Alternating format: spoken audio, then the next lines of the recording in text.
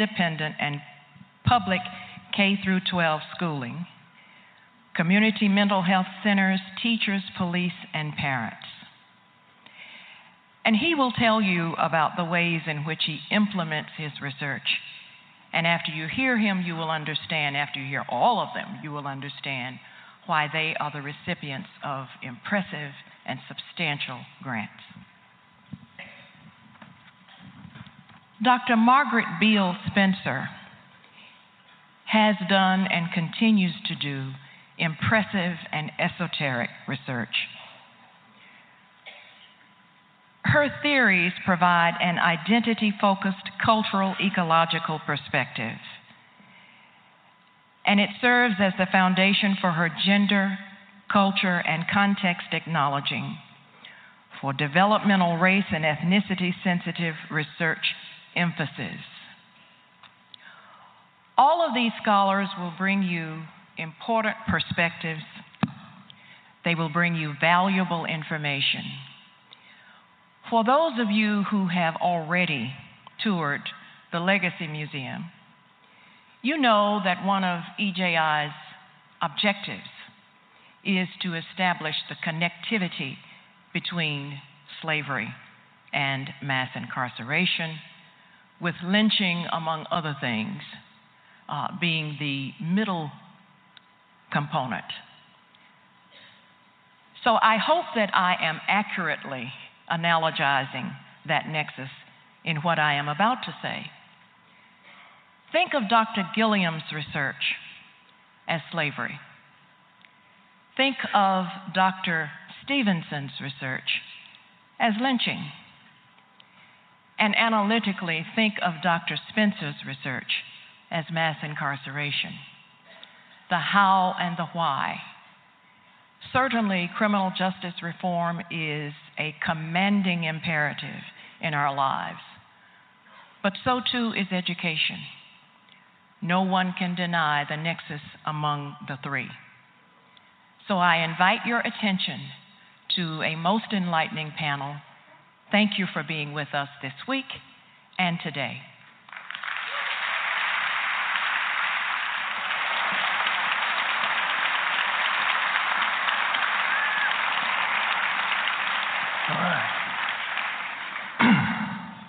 Good morning. And yes, I am Brian Stevenson's brother. We're going to talk about that a little later. This morning, we're here to talk about education in America, race, implicit bias, and saving our children. I'm delighted to have my colleagues here today. The order, Walter's going to go first. Margaret's going to go second. I'm going to go third, and then we're going to have a conversation between us about our work. Thank you. Go for it, Walter. Is that my cue? That's your cue, brother.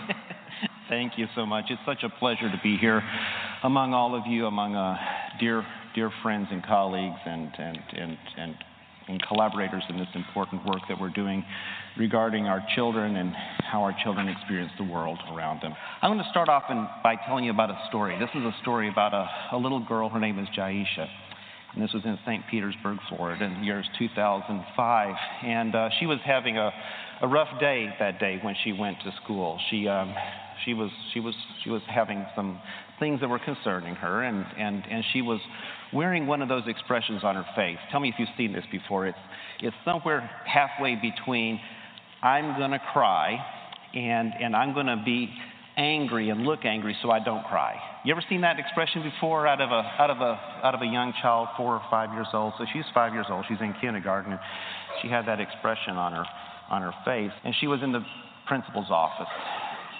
Police came in. St. Petersburg Police Department, kindergarten, 5-year-old little girl, came in to the vice principal's office. They'd already evacuated the classroom, and came in and arrested her in kindergarten. And you can see her be put over the table, 3 police officers, and they went to put the handcuffs on her. But as the story goes, the handcuffs don't work very well when you're 5 years old. So they put the handcuffs on her ankles, and they used nylon on her hand and carried her out to the police car. put her in the police car, then took her from there to the police station, held her in the police station until her mother could come and pick her up. And that was because she was having a bad day. Now, I saw this video, and people had contacted me for comments on this. And when I saw the video, a lot of things kind of went through my mind. And one of the things that went through my mind was well, this is in an elementary school. Why the St. Pete Police Department on a 5-year-old, on a baby? Why the St. Petersburg Police Department? Why not school psychologist? Why not school nurse? Why not somebody from the social work department? I mean, they had all these people there. Why not contact? Why not just go into the hallway and just randomly pick some adult? Just grab anybody other than the St. Pete Police Department, And when you see this, the other questions that kind of pop into your mind too, at least for me, was why is it that sometimes when we can see a child with behaviors we don't like, behaviors that we as adults might not want them to be having, why is it that with some kids we can look at them and we can say that child needs support, that child needs help? And with some children, we see the exact same kind of behaviors, and we say, that child needs to be contained. That child needs to be excluded. That child needs to be removed, taken away from the rest of us good people. What is that, and why is that sometimes we have these decisions that happen sometimes just like that in the back of our head? Probably nobody sat down and thought about it. It's just something that clicked in the back of their head that made them decide whether this child was this child or this child was that child. And so that's what went through my head when I saw the video that you're not going to be able to watch right now. So I started looking into this issue in 2002, 2005 of children being expelled from preschool programs. Now, bear in mind, we're talking about children 3 and 4 years old. These children have been talking for about 1 or 2 years. These children have been out of diapers for about 1 or 2 years. These are babies. These are babies. These are our babies. These are really young children, 3, 4 years old in preschool programs, being kicked out of the program, expelled from the program because somebody didn't feel that they had the resources to bear to be able to meet that child's needs. And when you think about it, expulsion is the capital punishment of the schools. It doesn't get any more severe than that. It's kicking kids out completely, giving up on children. And in this case, we're talking about giving up on babies, giving up on children 3, 4 years old. So we started looking at this. You can see on the slide the expulsion rate for grades K through 12, 2.1 per 1,000 children. This is full-on expulsion, kicked out of the program. For preschool children, we're talking about 6.7 per 1,000. In other words, children are expelled from preschool programs at a rate more than 3 times that of grades K through 12 combined.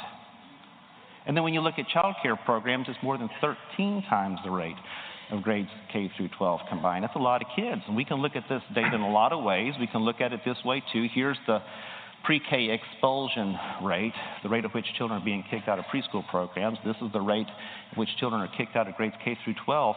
And just for comparison, here's the rate of incarceration in the United States. And when you look at the amount of racial disparity and gender disparity between preschool expulsion and adult incarceration, almost identical. So if there is a pipeline from preschool to prison, it's amazing how consistent the diameter of that pipe is all the way through the entire process. We cannot start worrying about our children and our families when they're adolescents, when they're 20s. We got to be worrying about them in preschool. We got to be worrying about and thinking about how we're treating them all the way down to when they're babies.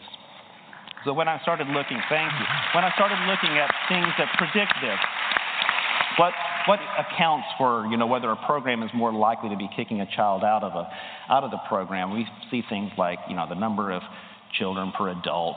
It relates to how likely a child is to be expelled. More children per adult, the more likely a child is to be expelled. How long the program is in terms of its length of day, whether it's a half-day program, school day length, extended hours. Teacher job stress. And teachers who screen positive for depression expel at twice the rate. The amount of services that are available to the teacher. All these things are the best predictors that we have for whether a child is expelled from a preschool program. But what do all these predictors, these best predictors of whether a child is expelled from a preschool program, what do they all have in common? None of them have anything to do with the child. They're not child variables. These are adult variables. These are program variables. These are our variables about the things that we provide and the things we do not provide to our babies. And that's what best predicts how our babies end up getting treated. And so when you think about it, preschool expulsion is not a child behavior. It is an adult decision. It is a decision that we make regarding whether or not we have and want to bring to bear the services and the supports for our children, or if it's easier and more convenient for us to just give up on them. So who is it that gets expelled from preschool programs? So we started collecting more of this information, and we found this. In mixed-age classrooms where you have 3- and 4-year-old preschoolers together, 4-year-old child's about 50% more likely than the 3-year-old child to be expelled. Now, we didn't know exactly what to make out of that, so we asked a group of preschool teachers, pulled in a focus group, and said, in a national study, teachers said that 4-year-olds are more likely to be expelled than the 3-year-olds in these mixed-age groups. Why do you think that is? And they thought about it, and they said, well, it's one thing if a child's got behavior problems or is aggressive and the child's this big, but it's different if the child's this big. And then we said, well, why? Why when you're deciding whether to expel a child, why does height matter? And how do you factor that into the equation? And they said, well, it's like this. If the child is small, then the child might be smaller than the other children. But if the child's a little bigger, then the child might be bigger than some of the other children, and maybe someone will get hurt. And that was a clue to us, that if we're taking these teachers at their word, what they're telling us is this: it's not the behavior of the child. It's what I imagine about that behavior. It's what I think about that behavior.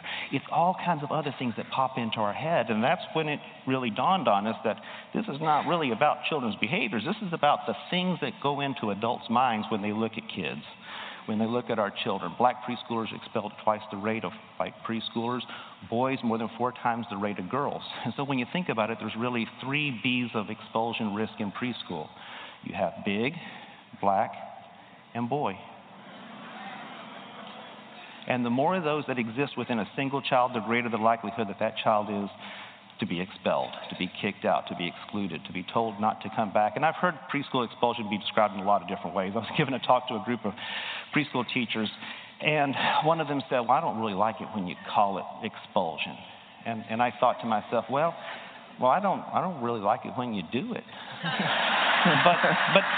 But now, not everything you think you should say, and not everything you think you should tweet. So I didn't say that. So instead, I said, well, what do you like to call it? And she said, well, we call it not yet ready for school readiness. And then somebody else said, this was my favorite, somebody else said, well, we call it giving the child the gift of time. And that sounds pretty good. I'd like to be expelled, but you're going to call it that. I could use a little more time in my life.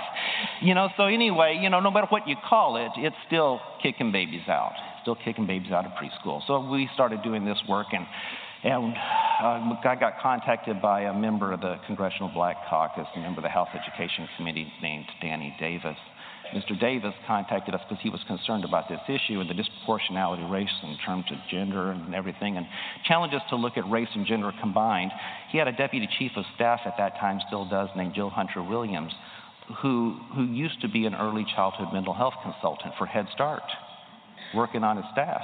Only person I know on Capitol Hill in a senior level position that used to be an early childhood mental health consultant. And so here we had a member of Congress who cared about this problem with a deputy chief of staff who understood the solution. And in my line of work, where we're trying to work at the intersect of child development research and social policy, we have a word for that rare moment when you get a member of Congress who cares about the problem, who has a deputy chief of staff who understands the solution. And the name of that rare moment that we use, this technical term is called a hot damn moment. And you don't get a lot of those, but when you do get one, you got to grab it, and so started working with the good congressman, and he put pressure on the United States Department of Education's Office for Civil Rights to start collecting data on preschool-age children. Now, sometimes when you hear me say Office for Civil Rights, I will say it really slow, like Office for Civil Rights. When you hear me say it slow like that, please hear it as if I'm uttering the name of an endangered species. So when you see it threatened, you'll have known its name. Because for those who might not want to care about all of our babies, the very best way to avoid caring for all of our babies is to deny yourself of the data that shows the inequities